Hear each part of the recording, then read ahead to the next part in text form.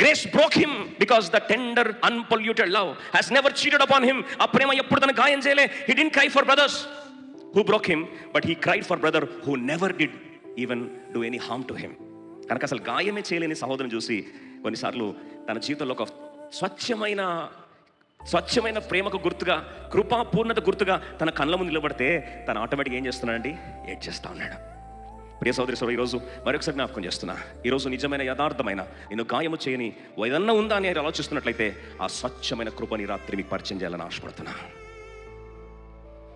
ఏంటి ఆ కృపను ఆలోచిస్తున్నావా? ఆ కృపను ఎక్కడ పొందుకోవాలని ఆలోచిస్తున్నావా?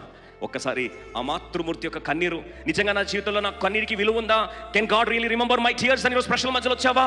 అక్కడ ఎప్పుడైతే ఆ రాహేలు యొక్క కన్నీరు ఏడుస్తూ ఆ బెన్యామీను మీద పడిందో, బెన్యామీను వచ్చేసరికి కన్నీరు ట్రాన్స్ఫర్ అయ్యి ఎవరి మీదకి వచ్చింది? యోసేపు వచ్చేసింది. యోసేపు ఏం చేస్తున్నాడు? బోర్మని ఏడుస్తూ ఉన్నాడు. దయచేసి వినండి మాట. కన్నీరు ఎవరి దగ్గర స్టార్ట్ అయింది? రాహేల్ దగ్గర స్టార్ట్ అయింది. ఆ కన్నీరు ఎప్పటికీ ఆగనంటుంది. ఆ కన్నీరు ఎప్పటికీ నేను మూగబోలేనంటుంది. ఆ కన్నీరు ఎప్పటికీ నిశ్శబ్దం కాలేకపోతుంది. బహుశా మీరు చూసొచ్చారా బ్రదర్ అని? మీరు చూసొచ్చారా? రాహేలు చనిపోయిన తర్వాత ఎట్లేడుస్తుందండి? చనిపోయిన తర్వాత ఎట్లేడుస్తుంది? భూస్థాపితం చేస్తుంది ఎట్లేడుస్తుంది? ఒక్కసారి తీసుకెళ్లి సమాధిలో పెడితే కన్నీరు ఎట్లా ఆగిపోతుంది?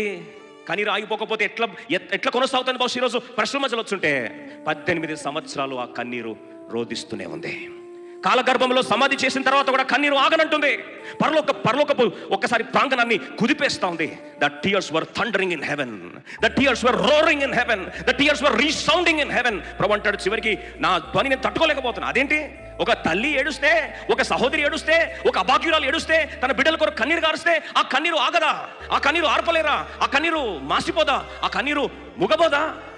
ఎస్, చూడండి ఇర్మియా గ్రంథం 31. చెల్లిచాన బైబిల్ Jeremiah 31:15. ఆ కన్నీరు ఆగనంటుంది. ఆ కన్నీరు సమాధి చేయలేకపోయింది. ఆ కన్నీరును ఎవరు ఆర్పలేకపోతున్నారు. ఆ కన్నీరు మీద ఏ నీరు పోసినా ఆగట్లేదు, ఏమి జవాబు చెప్పినా ఆగట్లేదు, భూస్థాపన చేస్తే కూడా ఆగట్లేదు, సమాధి ఆపలేకపోయింది, మృత్యువు ఆపలేకపోయింది. ఆ తల్లి కన్నీరుని పరలోకం ఎలా జీర్ణించుకోవాలో తట్టుకోలేకపోయింది. Let me tell you this, sometimes your tears are so powerful it can move heavens, and your tears are so powerful sometimes it becomes heaven's ink. Your tears are so powerful it will dictate prophecy. నీ కన్నీరు ఎంత శక్తివంతమైందంటే ప్రవచనముగా మారుతుంది. బహుశా ఈరోజు కొందరు కన్నీరు దేవుడు ప్రవచనంగా మార్చును గాక. Sometimes my tears are so powerful that it can become a prophecy. Yes, 18 సంవత్సరాల కాలచక్రం గిరున తిరిగితే ఇర్మియా భక్తుడు ఒక రోజు నిలబడ్డప్పుడు ప్రభు మాట్లాడుతూ ఉన్నాడు.